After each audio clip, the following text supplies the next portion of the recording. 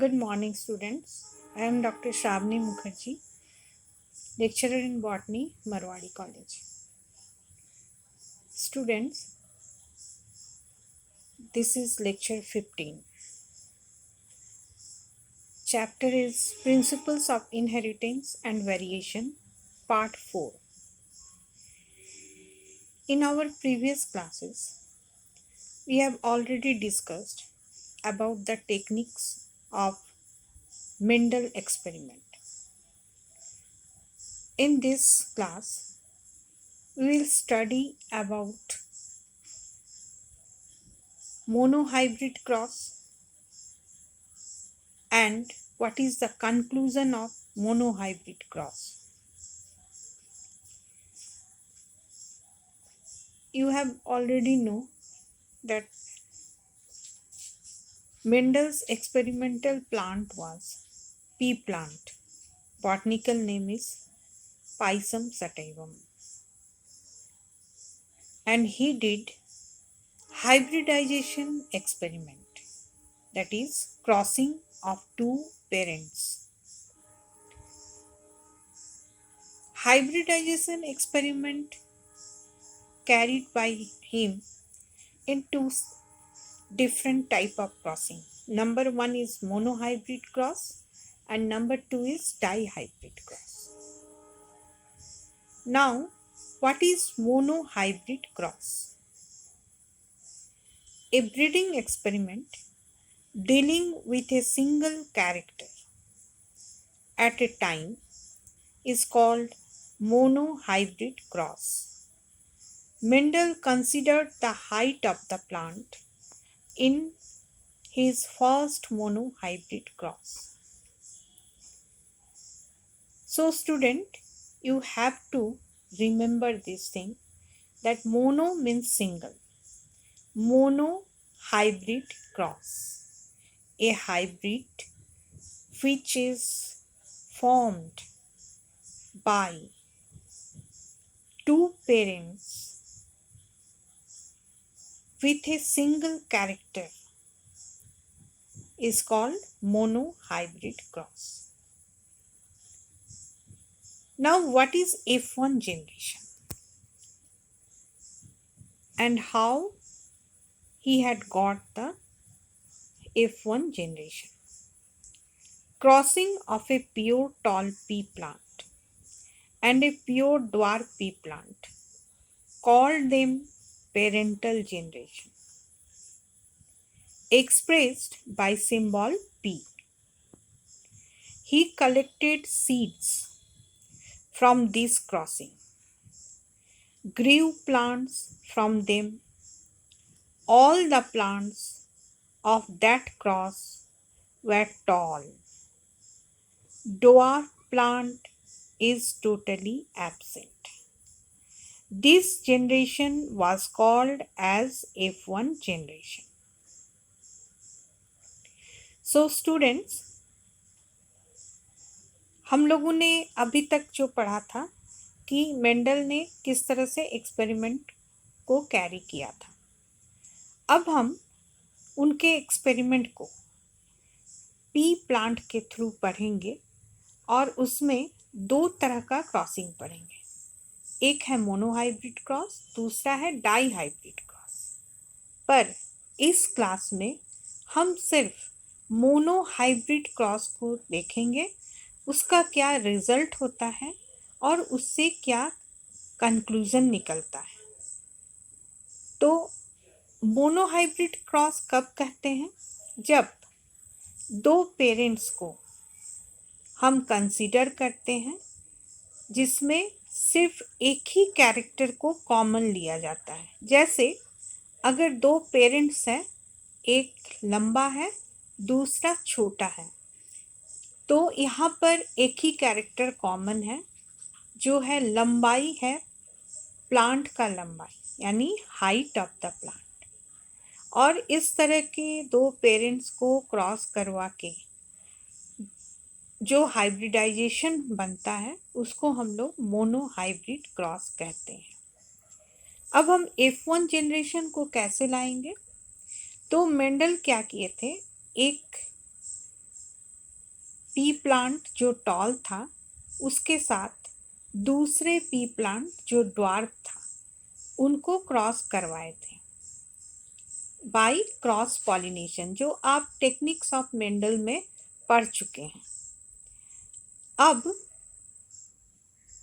उनके क्रॉसिंग से जो सीड्स मिला, सीड्स को उन्होंने सो किया और सो करने के बाद जो प्लांट्स बने उस प्लांट्स को उन्होंने F1 जनरेशन का नाम दिया। इनमें जो भी प्लांट्स बने वो सारे लंबे थे। तो F1 जनरेशन कैसे हुआ था? By the crossing of two different parents, one was tall, another was dwarf.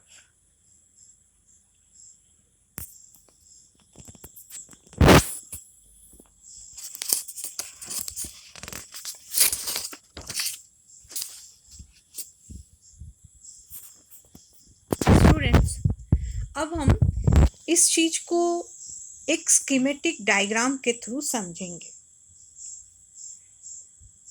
देखिए यहाँ पर डायग्राम का टाइटल दिया गया है crossing and characters of F1 and F2 generation of Mendel in P plant.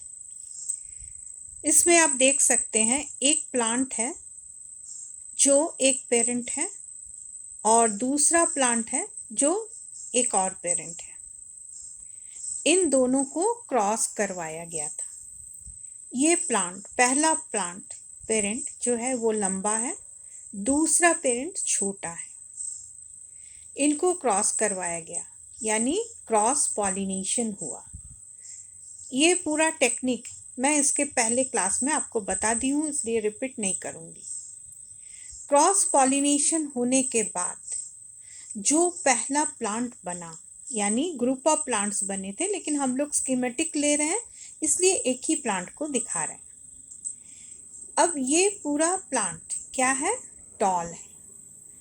और इस प्लांट, पूरे ग्रुप ऑफ प्लांट्स को उन्होंने क्या क्या कहा? F1 generation. अब सेकेंड स्टेप में उन्होंने क्या किया? तो एक चीज और भी यहाँ आपको समझ होना चाहिए कि जब दो कैरेक्टर को मिलाया गया, यानी दो ट्रेट को मिलाया गया, कैरेक्टर तो एक ही था, that is height of the plant, लेकिन दो अलग अलग थे। क्या थे? हाइट ऑफ द प्लांट अलग थे, यानी एक टॉल था, दूसरा ड्वार्फ था। इन दोनों को मिलाने से, क्रॉसिंग करने से जो भी प्लांट मिला वो सिर्फ एक ही प्लांट का फिनोटाइप दिखा रहा है, यानी कि टॉल। तो इस प्लांट को हम कहेंगे हाइब्रिड। यहाँ पर जो भी प्लांट थे वो प्योर प्लांट थे, पेरेंट यहाँ पर प्योर थे। यहाँ तक आपको समझ में आना चाहिए कि पहले क्रॉसिंग हुआ, उसके बाद पहला F1 जनरेशन बना जो सभी टॉल थे, परंतु हम इनको हाइब्रिड कहेंगे इसलिए क्योंकि उन दोनों के पेरेंट्स अलग अलग थे। अब इस F1 जनरेशन के प्लांट्स को उन्होंने सेल्फ क्रॉस करवाया और सेल्फिंग कहते हैं इसको, यानी कि दो टॉल प्लांट को क्रॉस करवाया गया। क्रॉसिंग के बाद जो भी सीड्स मिले उनको उन्होंने सो किया। सो करने के बाद जितने भी प्लांट्स मिले उस प्लांट्स का उन्होंने स्टडी किया। अब हम इस सेल्फ क्रॉसिंग के बाद जो भी प्लांट्स मिले उनको क्या कहेंगे? F2 generation. तो F2 जनरेशन में जितने भी प्लांट्स मिले वो सारे के सारे लंबे नहीं थे, यानी कि कुछ प्लांट्स छोटे भी थे। तो इस तरह का रेशियो उनको मिला, यानी कि 100 में 75 प्लांट्स उनको टॉल मिले और 25 प्लांट्स उनको ड्वार्फ मिले, और ये पूरा जनरेशन क्या कहलाया? F2 generation. तो आपको ये चीज़ बहुत अच्छी तरह से समझ लेना है कि हम किसको पेरेंट्स कहेंगे, किसको हम F1 जनरेशन कहेंगे और F1 जनरेशन कैसे बना? तो क्रॉसिंग के बाद यानी क्रॉस पॉलिनेशन। और F2 जनरेशन कैसे बना? तो सेल्फिंग के बाद यानी self pollination.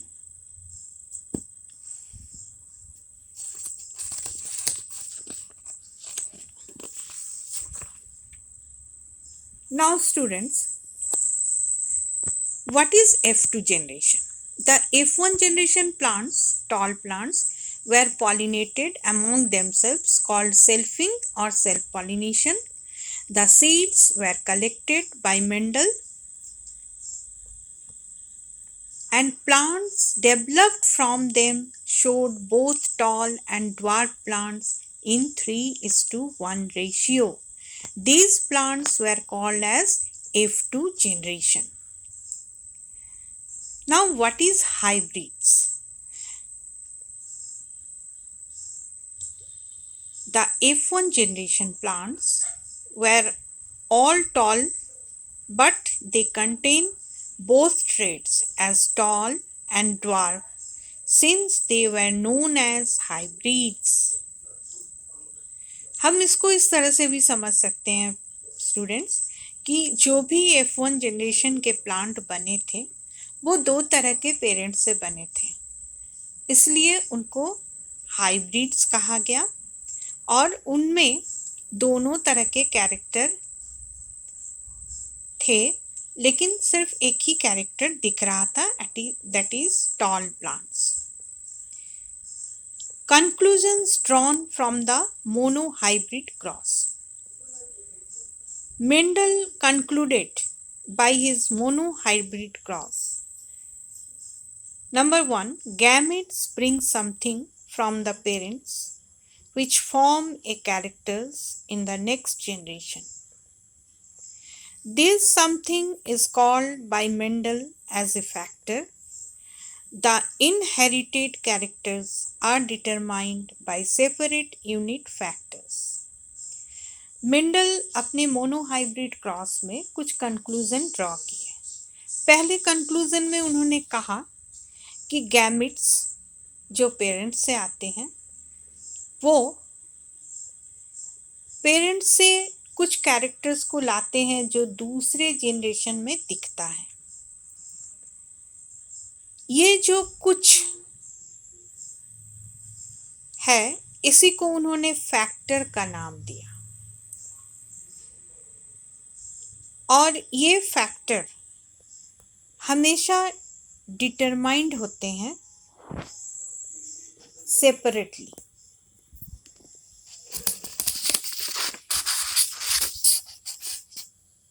Now the conclusion 2.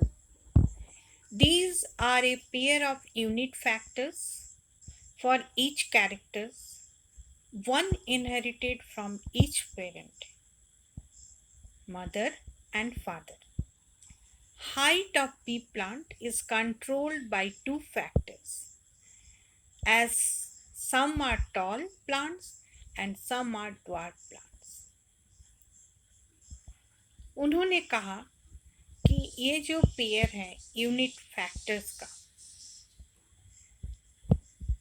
ये पेयर में ही आते हैं और ये हमेशा एक कैरेक्टर के लिए रिस्पॉन्सिबल होते हैं. ये इसलिए पेयर में आते हैं क्योंकि ये दो अलग अलग पेरेंट्स से आते हैं, एक मदर और एक फादर. इसको आप इस तरह से समझ सकते हैं जैसे हाइट ऑफ पी प्लांट है तो यहाँ पर कैरेक्टर क्या हो गया, हाइट. ये कैरेक्टर दो फैक्टर से कंट्रोल हो रहा है. क्यों?